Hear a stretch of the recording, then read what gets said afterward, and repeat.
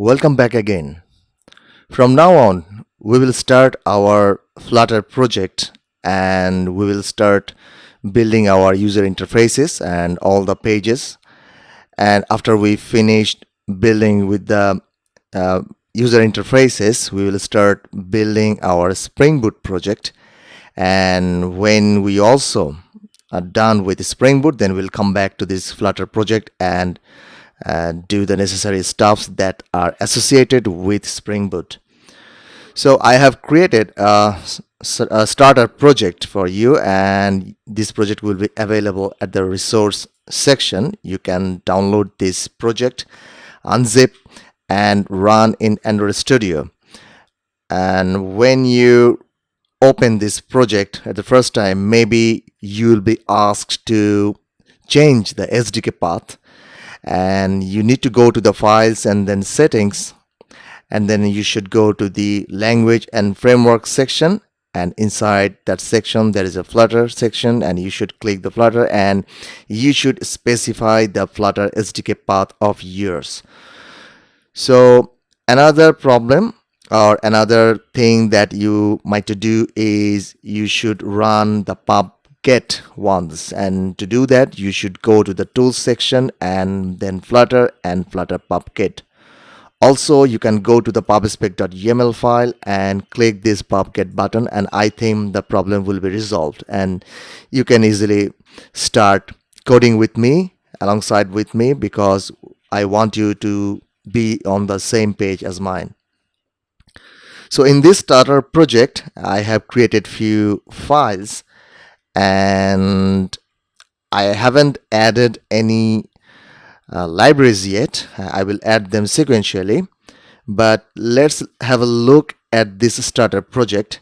And this project actually consists of a lot of model classes, and we need these model classes to map or hold data temporarily.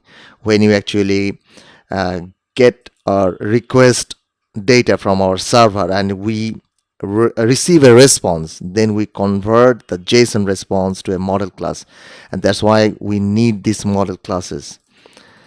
So these model classes are not complete yet, but each of these classes has few properties and a constructor named argument constructor.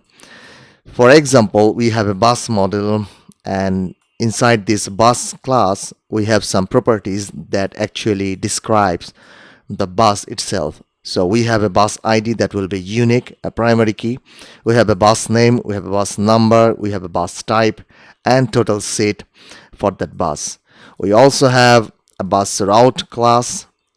That means whenever user want to select a start or end destination, so that city, start city or end city, and the distance between those two cities, and the route name, that is actually the concatenation or the combination of city from and city to. And also the bus route has a bus ID that is unique.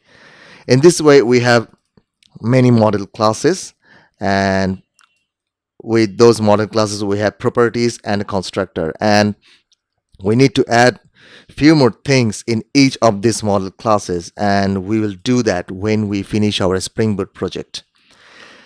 Besides these model classes, we have a utility or utils directory under the lib folder, and inside this utils directory we have a colors.dart file. We have defined 3 colors. We have also a helper function.dart file which is currently empty, and in this file we will define some global functions which we can call from any of these files. And also we have a constant.dart file, and inside this file I have declared many static constant string, and we'll be using these constants throughout this project. Like whenever we want to show a message when user actually left an input field empty and tries to go to the further page, then we should show a message saying this field must not be empty. So all such stuffs, these strings like We will use named routing for navigation. For every route, we will have a string associated with every route, and the name of the routes are also declared here. We also have a list of cities, and this collection or cities will be used whenever user wants to select a start or end destination. That means this collection will be used with the drop down button form field. We also have an enum and some enum values. We will use these values when we receive response or when we actually try to put some value on the server. We also have another collection of bus types. We have three types of bus, we assume. For this project, you can also increase the bus types if you want in future. So we have three types of bus. Bus type AC business, economy, and non-AC type. And these types are coming from here. I have already declared the bus type. So these are the actual values, and these are the variables for those values.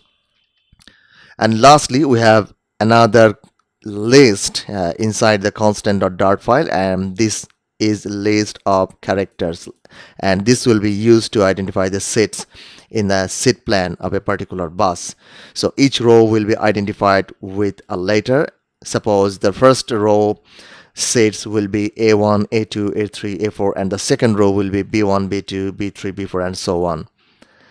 So this is the constant.dart file, and we have another file in the data source section. Actually, we have two files in the data source section. One is data source.dart file. This is actually an abstract class, and in this abstract class we have some bunch of methods, abstract methods, and these methods will be used for web requests. So this class is like a template that we, whenever we want to create some data source, maybe our data will be coming from cloud, or sometimes our data might be coming from the local database. So we can have multiple data sources for our app, but whatever the data source is, we can actually use this data source class and this method as a template.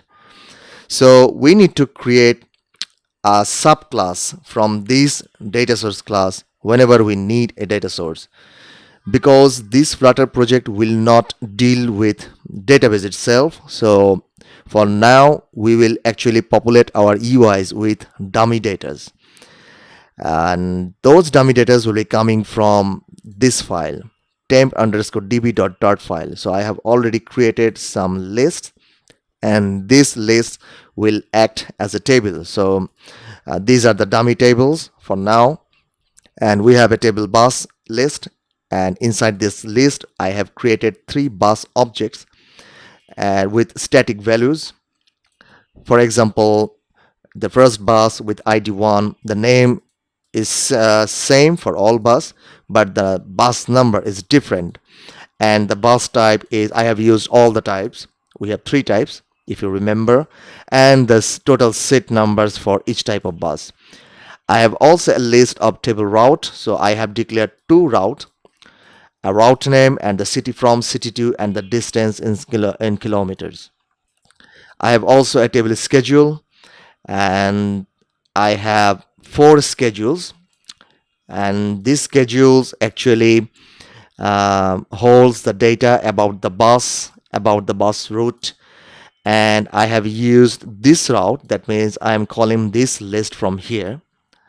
So at index 0 there is a bus route, and I am calling this bus route object for, or I am adding this bus route for the first three bus schedules, and this is the second bus route. Actually, whenever user select a start and end destination and select the departure date, in the very next page we will show our user a schedule date, and that schedule that will be shown in that page will be from this list, and those schedules must satisfy one bus route, either this one or that one. So we have also an empty list of table reservation, but we will dynamically add items to this table or list. So these are the class we have in our starter project. In the next video, I'm going to create our first page, that means the search page, and that page will be our launcher page for our app. So see you in the next video.